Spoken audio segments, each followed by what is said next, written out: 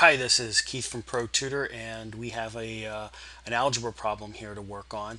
And it looks like we actually are working on the distributive property because we're going to have, looks like one, two, three instances in which we'll have to do the distributive property. So let me just walk you through a quick example of how to do that distributive property here. First, so let's say you have 3 times the quantity 4 plus x.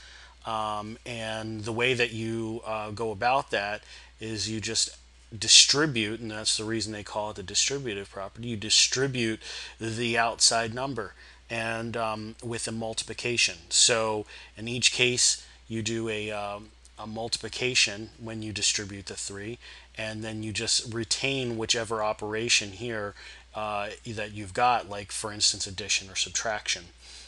So this is going to be equal to 3 times 4, and then plus 3 times x.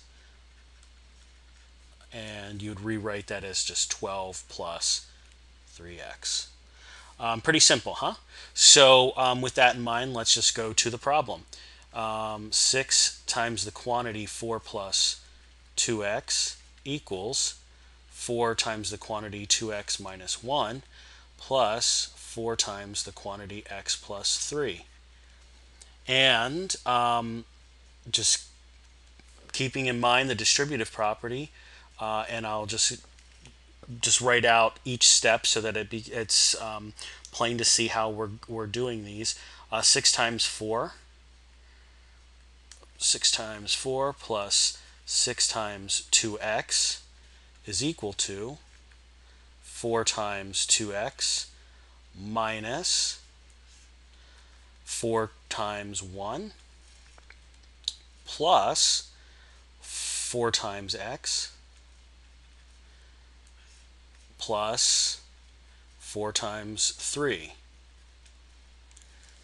Now, we just made a lot of calculations there, so let's just clean things up a little bit. 6 times 4 is 24, plus 6 times 2x is 12x, equals 4 times 2x is going to be 8x, minus 4, plus 4 times x is 4x, plus 4 times 3 is 12. Now we can combine like terms as our next step. We have no like terms on the left hand side, but we do have some like terms on the right hand side. So let's just do combine the 8x and the 4x, and we'll have the negative 4 and the 12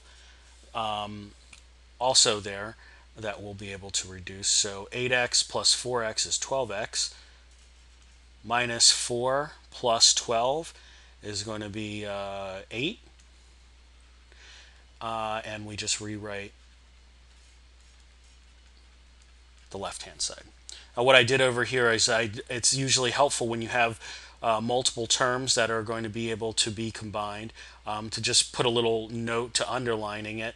And when I do that, I just I put one, like for instance, one underline for one type of like term, because we had x's here. We had an 8x and a 4x, and then we just had the constant, so I put a little double underline there for the negative 4 and the 12. From there, then the next step is let's just isolate the variable. On the left hand side, let's just start off with eliminating the negative 24. Eliminate the 24 with subtraction of the 24. And same thing on the right hand side. That leaves us with 12x equal to 12x. 8 minus 24 is going to be minus 16. Now let's subtract 12x from this side, the right hand side, and we get 12x minus 12x is going to be 0, and that's also 0, and negative 16, which is a contradiction. 0 is never equal to negative 16, so we put a little circle here with an x, and what that means is there are no solution.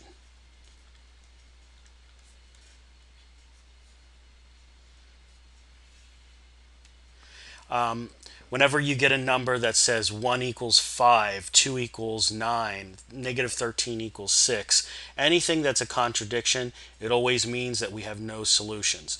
What it means is that when you go, no matter what number you put in, you substitute in for x, it doesn't matter what it is, this will always produce a false statement. So that means that there's no solution to this equation.